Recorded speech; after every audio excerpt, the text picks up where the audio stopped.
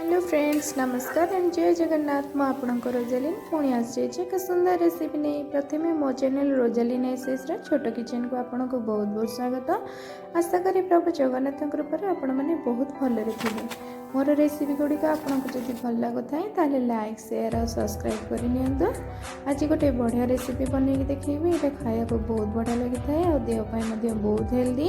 तेणु चलतु बनैबा आज रेसिपी और खाई नवा मजा। शाग पकड़ी ये काटी नहीं फ्रेश कोसला शाग। आपण मन पसंद आप जेकोसी शाग भी नहीं पारे। ये नहीं जाइए गोटे छोट आलू को पूरा ग्रेट करके ऑप्शनल अच्छी। आप खाली शाग पकड़ी कले भी भल लगे। ये नहीं जाइए गोटे बड़ पियाज को एमती छोट करके काटिकी पकड़ी छोट पियाज काटिकी देले बहुत भल लगे। ये नहीं जाइए गोटे कप बेसन किंतु गोटे कप आम लगे जी लगे से अनुसार दबा। ये नहीं जाइए अदा रसुण पेस्ट गोटे चमच, अल्प भृषण पत्र को एमती काटिकी आ दुईटा कंचा लंका को एमती काटिकी नहीं जाइए। चलते ये शाग पकड़ प्रिपेरेसन करवा। शागे जो आलू को ग्रेट करके रखी सेटा दे दूची। आलूटा को पूरा भल से पानी छड़े चुपुड़ी आधे पकेबे। एबे मैं एथिरे दे दूची कटा पियाज, अदा रसुण पेस्ट गोटे चमच, कटा भृषण पत्र कंचा लंका। एबे मैं एथिरे दे दूची अल्प जीरा बा हाफ स्पून जीरा अच्छी। एबे मैं एथिरे दे दूची अल्प सोरिष तेल बा गोटे चमच सोरिष तेल। सोरिष तेल देले पकड़े फ्लेवरटा बहुत बढ़िया आसे। एबे मैं दे दूची स्वाद अनुसार लुण। एबे मैं दे दूची हाफ चमच हल्दी गुण, गोटे चमच करी पाउडर।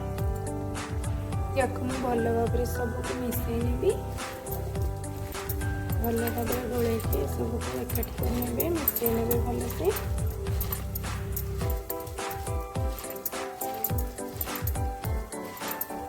देखो मैं एमती भल भाव मिसई नेली। एबे अल्प अल्प बेसन देकी पानी मिसई आरंभ करी। पूरा अल्प अल्प बेसन देकी मिसई। देखु मैं सबको एमती भल भाव मिसई नहीं। आउ पकड़ी ये एमती रहा दरकार, पूरा टाइट हो रहा दरकार। जमा भी पानिया करें।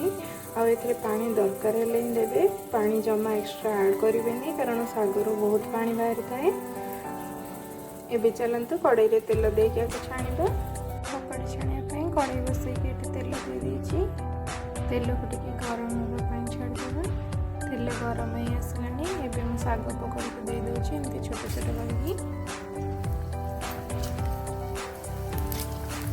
देखो ये जी जगह मुझे पकड़ी को देती।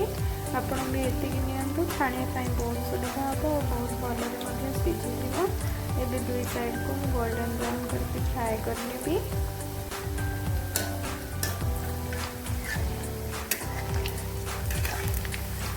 देखो मैं बार पट साइड को पूरा लेउटे नहीं। देखो मोर पकड़ी गुड़िक पूरा गोल्डन ब्राउन हो भल भाव फ्राए हो गलानी। मुझे काढ़ी नौची। मन रखिए पकड़ी छाणला बेले गैस फ्लेम को पूरा मिडिल रखिए ना पूरा पोड़ी। एबे सब पकड़ी गुड़िक एमती छाणी नौची।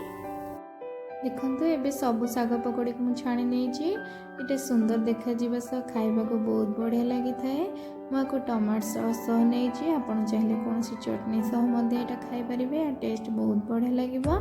जदि मोर ये रेसिपी आपको भल लगी था निश्चय घरे थरे ट्राए करूँ। आपण अनुभूति मो सह शेयर करूँ।